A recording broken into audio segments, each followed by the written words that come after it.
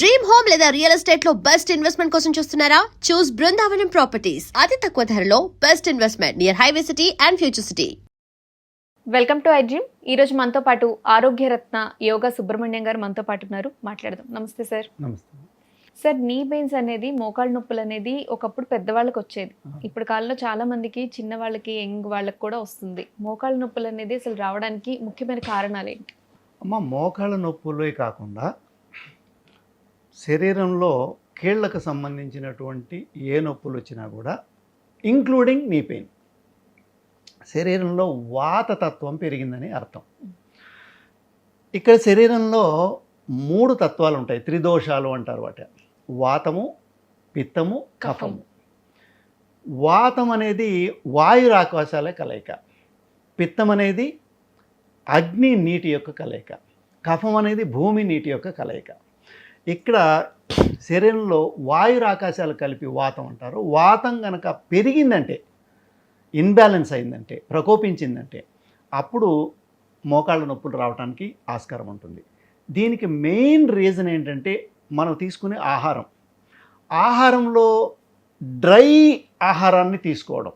అంటే మ్యాక్సిమం ఏంటంటే రసహీనం అనేటువంటి ఆహారాన్ని తీసుకోవడం. ముందు కాలంలో మనం ఏం ఆహారం తీసుకుంటా ఉన్నాము? కాయగూరలు ఉండేటివి, మజ్జిగ ఉండేటివి, తర్వాత రసం ఉండేది, తాలింపు ఉన్నా కూడా డీప్ ఫ్రై ఉండేది కాదు, ఏదో కొంచెం నెయ్యిలో అట్లా వేయించుకొని తినేవాళ్ళం. అంటే అన్నీ తీసుకునే ఆహారంలో రసంతో కూడినటువంటి ఆహారం ఉండేది. ఇప్పుడు డ్రై అంటే డీప్ ఫ్రైడ్, మైదాతో చేసింది ఫ్రై ఫుడ్, డీప్ ఫ్రైడ్.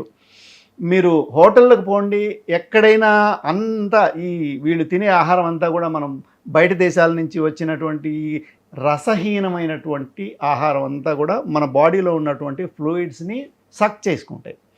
అప్పుడు డ్రైనెస్, వాతం యొక్క ప్రభావం పెరిగిపోతుంది.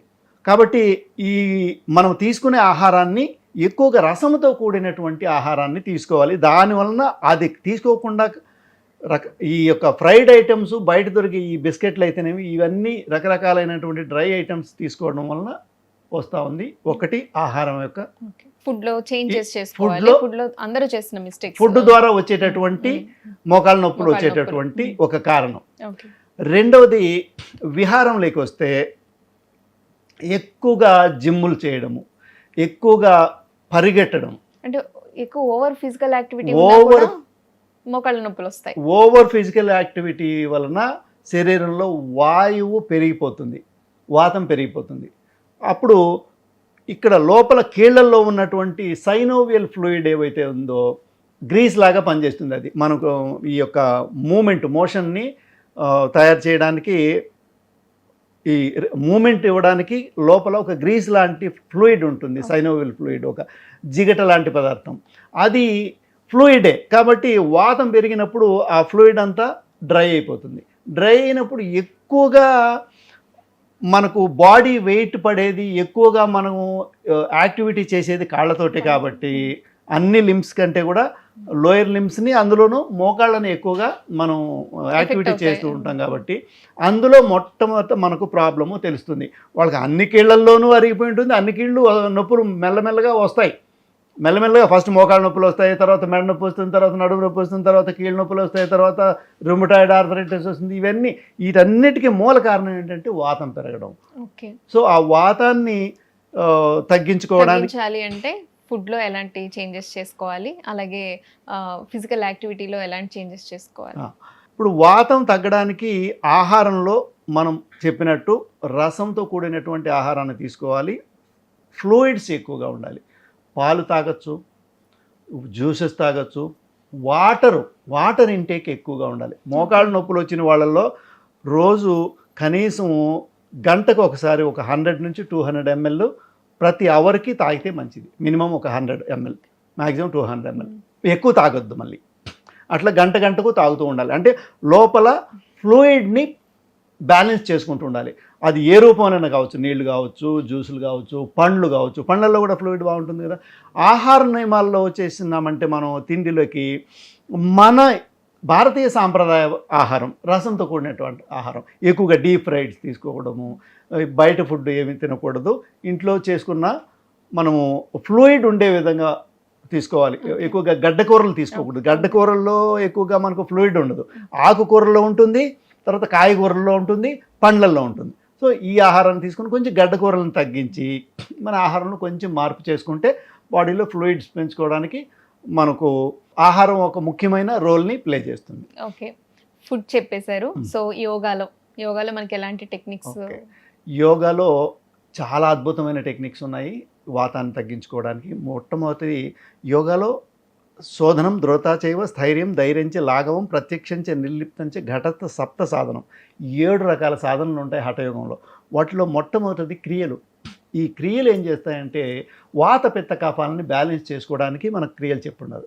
అందులో దౌతిర్ బస్తీస్ తదా నేతి లౌలికి త్రాటకం తదా కపాలభాతిశ్చైతాన్ని షట్కర్మాణి సమాచరిత, 6 కర్మల్ని 6 క్రియల్ని చెప్పడం జరిగింది.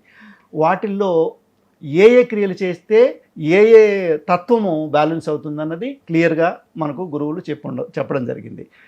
ఈ వాతాన్ని తగ్గించుకోవడానికి బస్తి క్రియ చాలా ఉత్తమంగా పనిచేస్తుంది. అంటే ఇప్పుడు బస్తి క్రియ చేయడానికి చాలా కష్టమైనటువంటి ప్రక్రియ అది.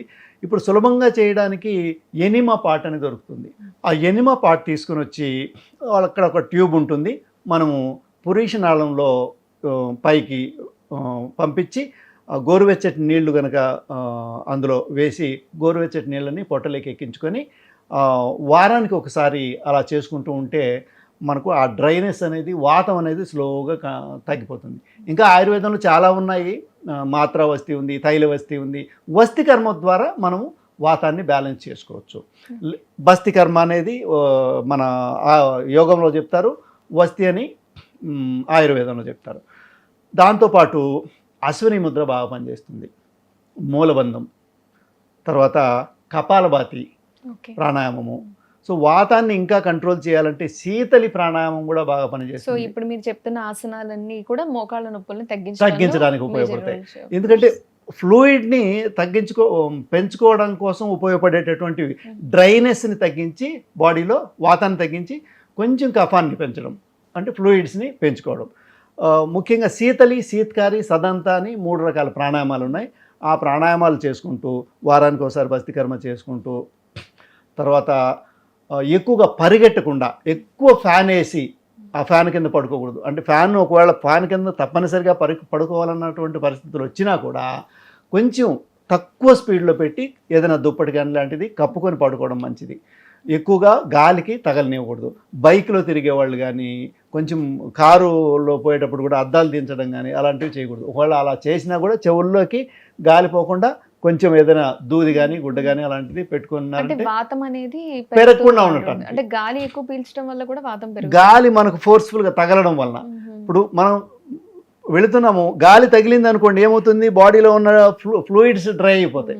ఎందుకు మీరు కొంచెం నీళ్లు వేసి ఫ్యాన్ వేయండి, నీళ్ళన్నీ కొద్దిసేపటికి ఆరిపోతాయి, అంటే డ్రై అయిపోతుంది అనమాట. Simple logic. బాడీని హైడ్రేట్గా ఉంచుకోవాలి. ఇది ఒక్కటి ఫాలో అయితే చాలు. ఏ ప్రక్రియ అన్నా చేయండి, బాడీని డీహైడ్రేట్ అవ్వనివ్వద్దు, హైడ్రేషన్లో ఉంచుకోవాలి. బాడీ హైడ్రేషన్లో ఉండిందంటే ఫ్లూయిడ్ అరిగిపోదు. ఫ్లూయిడ్ అరిగిన తర్వాతనే కార్డిలేజ్ జరుగుతుంది.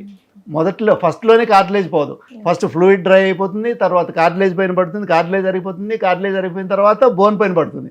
బోన్ పైన పడేంత వరకు మనకు నొప్పి తెలియదు. అందుకని మనం ముందుగానే శరీరంలో వాతం పెరిగింది అన్నప్పుడు మనకు తెలుస్తుంది. వేళ్ళు సరిగా మడగవు ఇట్లా పూర్తిగా, కొంచెం మనకు సిమ్టమ్స్ తెలుస్తూ ఉంటాయి.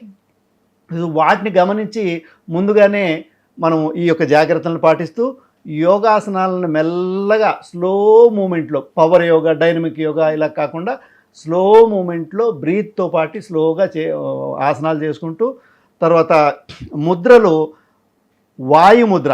ఈ ఇక్కడ వచ్చేసి అగ్ని, వాయువు, ఆకాశము, ఇదొక భూమి, నీరు. వీటిల్లో ఏది ఒకటి మడిసినామనుకోండి అది తగ్గుతుంది, ఇలా పెడితే పెరుగుతుంది. కాబట్టి వాయువుని తగ్గించే ముద్ర వాయుముద్ర అంటారు. ఈ ముద్రను పెట్టుకుని రోజుకు ఒక 25-30 నిమిషాలు మినిమం, మ్యాక్సిమం ఒక 40-45 నిమిషాల వరకు ఉండొచ్చు. అది మోకాళ్ళు నొప్పులు ఉన్న వాళ్ళు కూడా ఈ ముద్ర పెట్టుకుంటే స్లోగా ఫ్లూయిడ్ పెరుగుతుంది, వాతం బ్యాలెన్స్లోకి వస్తుంది. ఇంకొకటి వాత హరముద్ర అని ఇంకొకటి ఉంది. ఇలా మధ్య వేలు, చూపుడు వేలు మడిసి బొటన వేలు మొదటి భాగంలో ఉంచి బొటన వేలుని 2 వేళ్ల మధ్య పైన పెట్టి కొంచెం ప్రెస్ చేసి ఉంచి మిగతా 2 వేళ్ళని చిటికిన వేలు ఉంగరపు వేలుని స్ట్రైట్గా ఉంచి ఇలా పెట్టుకొని ఒకవేళ మీరు టీవీ చూస్తూ ఉన్నా ఎవరితో అన్నా మాట్లాడుతూ ఉన్నా మీరు ఏమన్నా చేసుకోండి, జస్ట్ ఈ ముద్ర పెట్టుకుంటే వాతం స్లోగా బ్యాలెన్స్ అవుతుంది. వాయుముద్ర, వాతహర ముద్ర, వాయురాకాశాలు కలిపితే వాతం అవుతుంది కదా, ఆ రెండింటిని మడిసి పెట్టుకున్నామంటే మనకు వాతం బ్యాలెన్స్లోకి వస్తుంది ఈ ముద్ర ద్వారా. ఓకే. సో ఇంకా తైలమర్దన, వారానికి ఒకసారి ఖచ్చితంగా తైలమర్దనం చేసుకోవాలి. అంటే శరీరానికి పూర్తిగా పూర్తి శరీరానికి ఓకే. వాతాన్ని కంట్రోల్ చేసే అత్యంత అద్భుతమైన టెక్నిక్ ఏదైనా ఉందంటే తైలమర్దన. మనం అందుకనే మనము అభ్యంగనం అని మన పూర్వీకులు ఎందుకు నేనే చేసేవాడిని చిన్నప్పుడు, మా అమ్మ కొట్టి మరీ లాక్కొని వచ్చి మర్దన చేసేది తైలమర్దనం. నువ్వుల నూనె కానీ కొబ్బరి నూనె కానీ తీసుకొని మొత్తం ఒళ్ళంతా జస్ట్ మర్దన చేసుకుంటే వారానికి ఒకసారి స్లోగా ఈ మోకాళ్ళ నొప్పులు తగ్గిపోతాయి. ఒకవేళ మోకాళ్ళ నొప్పులు లేని వాళ్ళు చేసుకున్నా కూడా మోకాళ్ళ నొప్పులు రావడానికి ఆస్కారం ఉంటుంది. అంటే వాత అనేది బ్యాలెన్స్లో ఉంటుంది. నీ పెయిన్స్ తగ్గడానికి మంచి టెక్నిక్స్ చెప్పారు. Thank you so much sir. Thank you.